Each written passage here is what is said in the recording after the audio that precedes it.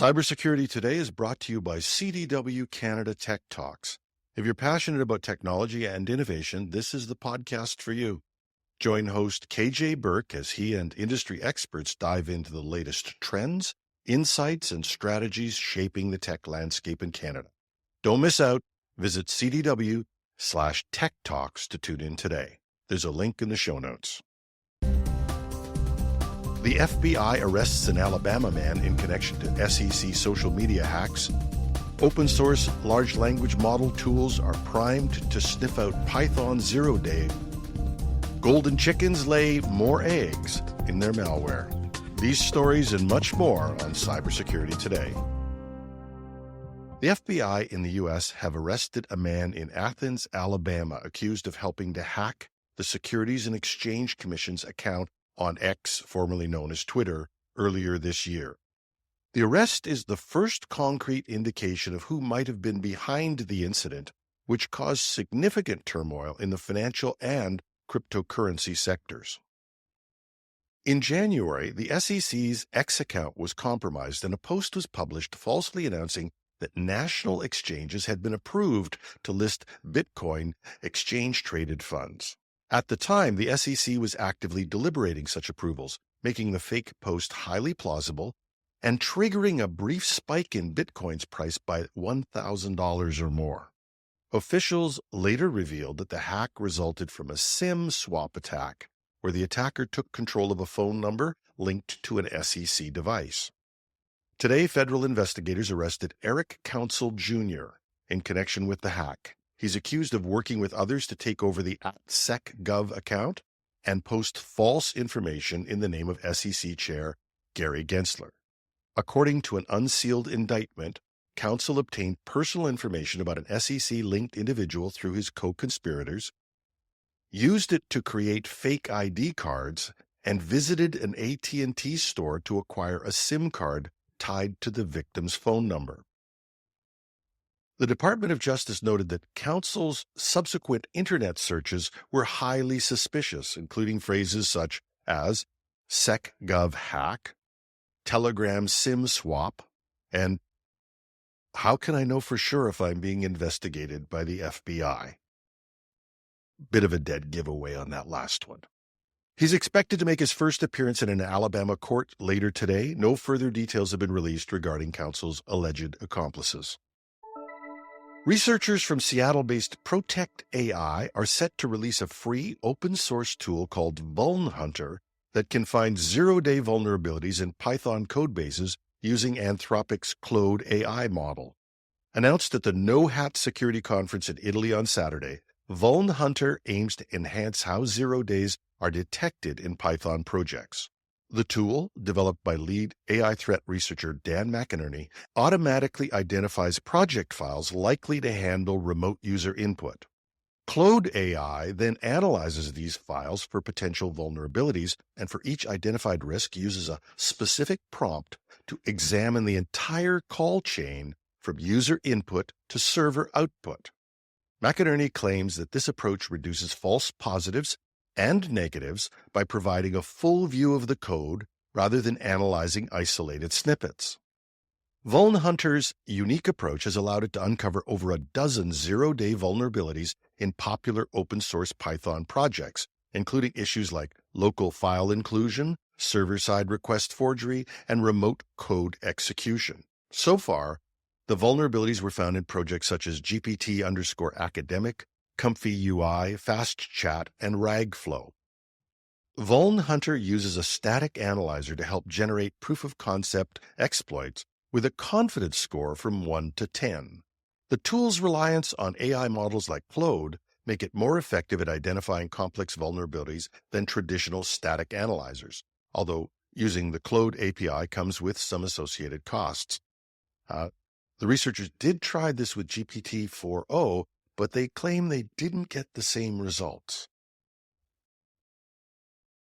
According to McInerney, Vulnhunter's release will mark the first time a large language model-based tool has successfully discovered zero days in the wild. The researchers hope to encourage further improvements to the tool through community contributions, with Vulnhunter expected to be made available on GitHub. Protect AI also invites bug hunters to test the tool on open source projects listed on its bug bounty platform, hunter.com. While VulnHunter currently only supports Python, one could hope that either this or similar tools will continue to evolve to help reduce zero-day threats. And under the heading of Busted, Brian Krebs reported that last Wednesday, the U.S. government arrested and charged 2 Sudanese brothers who were accused of running Anonymous Sudan, a cybercrime business linked to distributed denial-of-service attacks, which included dozens of hospitals, news websites, and cloud providers. The younger of the 2 brothers is facing charges that could land him in prison for life, as he allegedly was seeking to kill people with his attacks. And Elvadis Remisakis, a man from Lithuania, pleaded guilty for scamming Facebook and Google out of $122 million between 2013 and 2015 by sending them fake invoices. Posing as a legitimate company with which both tech giants had previously done business, Remisakis sent fraudulent invoice requests. Believing that the invoices were legitimate, Facebook reportedly paid $99 million and Google $23 million, transferring the funds to bank accounts controlled by Remisakis in Latvia and Cyprus. The scheme was eventually uncovered, leading to his arrest and extradition in 2017. Some updates. WordPress founder Automatic has issued an update last week. Jetpack is a hugely popular plugin developed by Automatic, offering anti-spam analytics and more. One of the flaws they have is in the contact form feature in Jetpack and dates back to 2016.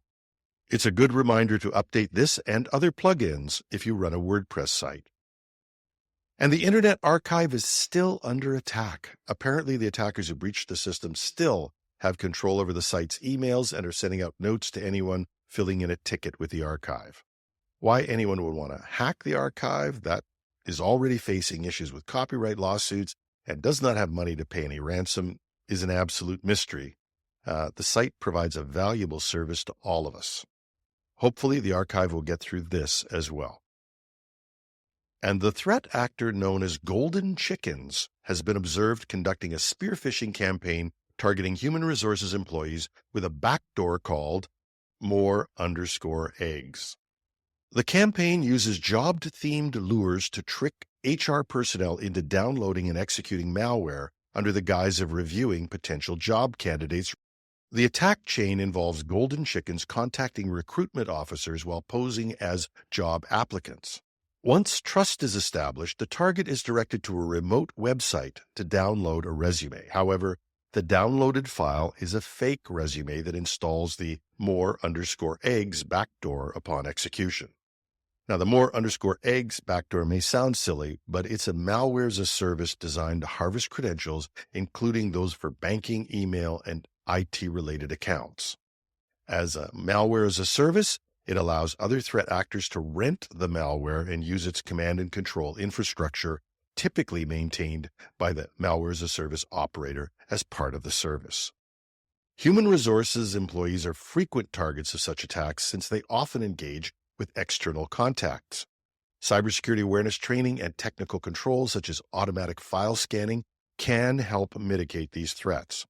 Security firm Field Effect, who provide tools to check suspicious emails, reported on this and recommends scrutinizing job application invites and verifying the authenticity of senders before clicking links or opening attachments.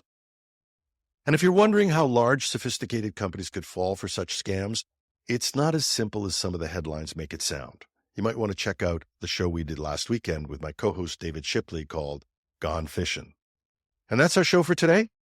A reminder that I'll be at Sector this week, so our next show may be on Thursday, as I've got a bit of traveling to do. And if you're there on Tuesday, I'll be hosting a roast of AI with a great panel. Stop and say hi. Thanks to our sponsor, CDW, and the podcast KJ Burke's CDW Canada Tech Talks. Check it out if you get the chance. You can find it, like us, on Spotify, Apple, or at the CDW site. You can find links to reports and other details in our show notes at technewsday.com. We welcome your comments, tips, and even the occasional bit of constructive criticism at editorial@technewsday.ca. This has been Cybersecurity Today. I'm your host, Jim Love.